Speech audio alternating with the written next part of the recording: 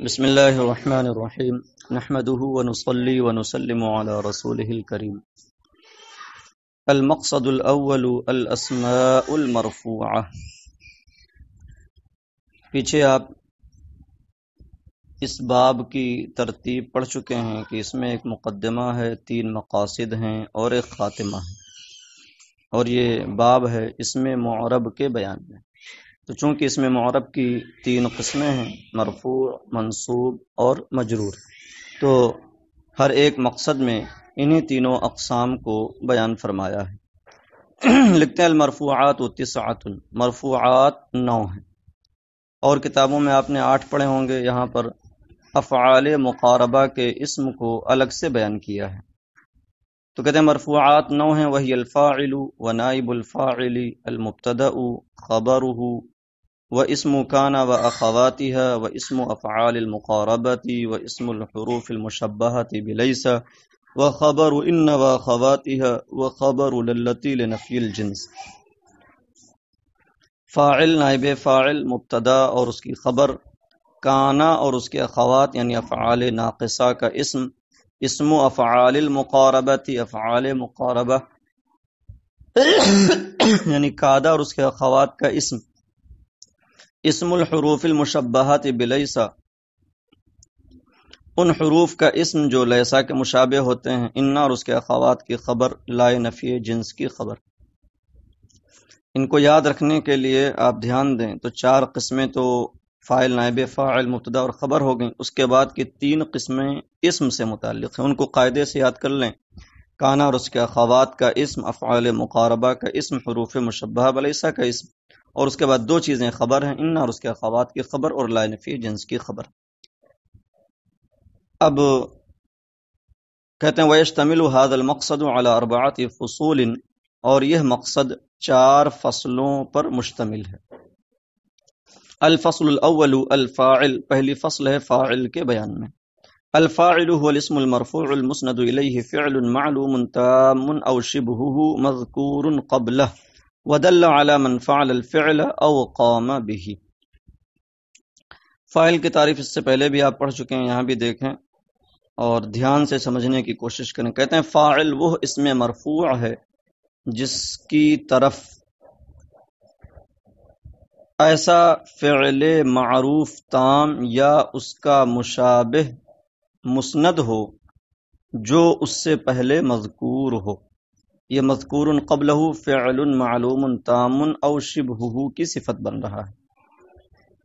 تو مطلب یہ ہوا کہ اسم سے پہلے فعل معروف تام ہو یا شبہ فعل معروف تام ہو، اور وہ فعل اس اسم کی طرف مسند ہو، یعنی یہ اسم اس فعل کا مسند الیہ ہو۔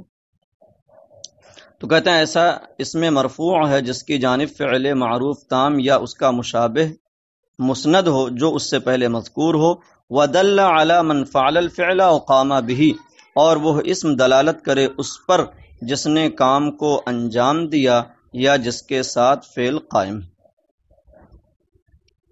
نحو فاز المجتہد، تو فازا فعل ہے اور اس کی اسناد المجتہد اسم کی طرف ہو رہی ہے، معنی ہوگا محنتی کامیاب ہوا۔ والسابق فرسہ فائز، اور جس کا گھوڑا آگے ہو وہ کامیاب ہوتا ہے۔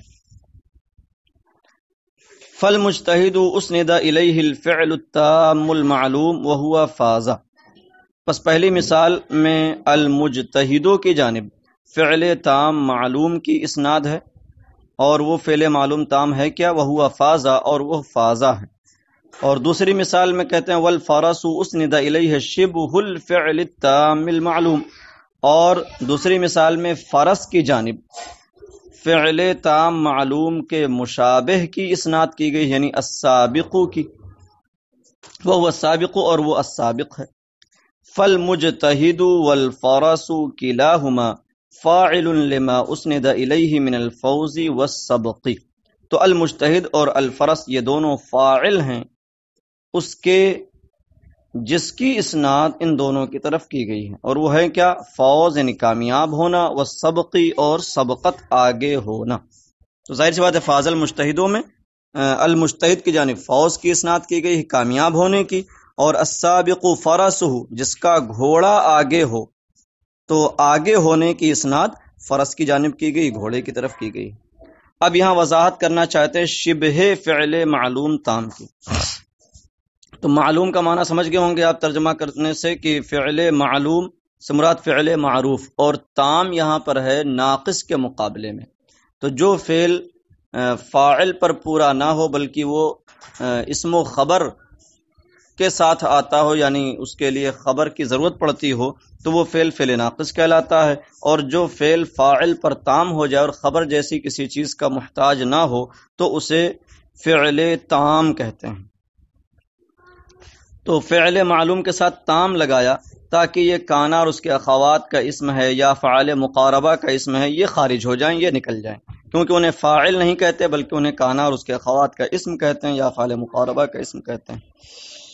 اب رہی بات شبہ فعل معلوم سے مراد کیا چیز ہے، تو کہتے ہیں والمراد بشبہ الفعل المعلوم اسم الفاعل والمصدر واسم التفضیل والصفة المشبہۃ ومبالغۃ اسم الفاعل واسم الفعل۔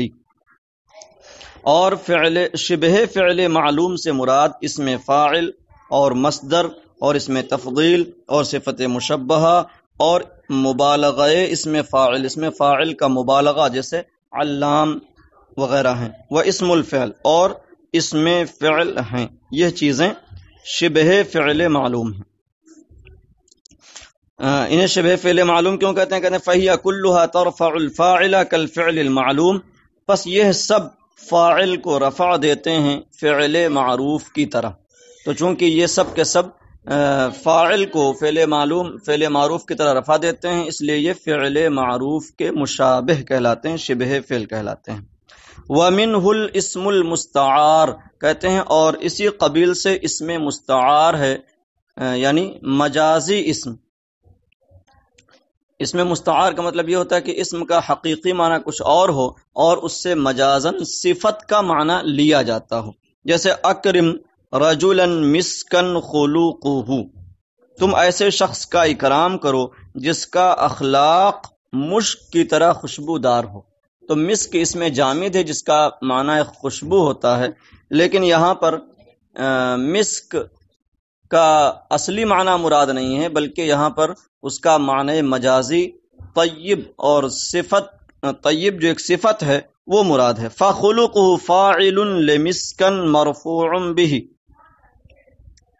پس خلوقہ مسکن کا فاعل ہے اور اس کی وجہ سے مرفوع ہے، لأن الاسم المستعار فی تأویل شبہ الفعل المعلوم، کیونکہ اسم مستعار شبہ فعل معروف کی تعویل میں ہے، والتقدیر اکرم رجلا طیبا خلوقہ کالمسک، اور یہاں تقدیر ہوگی اکرم رجلا طیبا خلوقہ کالمسک، یعنی تم ایسے شخص کا اکرام کرو جس کا اخلاق مشک کی طرح اچھا ہے، بہترین ہے۔ وتاویل قولک رأیت رجلا اسدا غلامہ، رأیت رجلا جریئا غلامہ کالاسد۔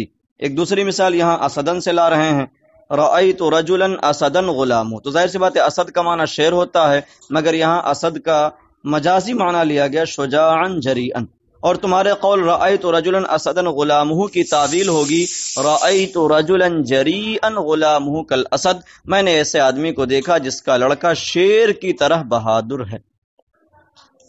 تو یہاں تک یہ فاعل کی تعریف ہوئی اور اس کے اندر جو چیزیں آئی تھیں ان کی وضاحت ہوئی، تو اسے خوب قاعدے سے سمجھ لیں اور یاد کر لیں، اور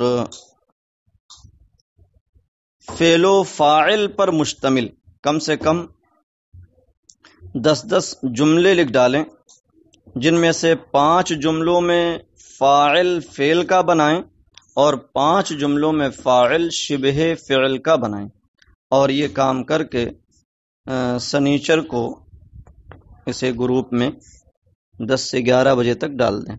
السلام علیکم۔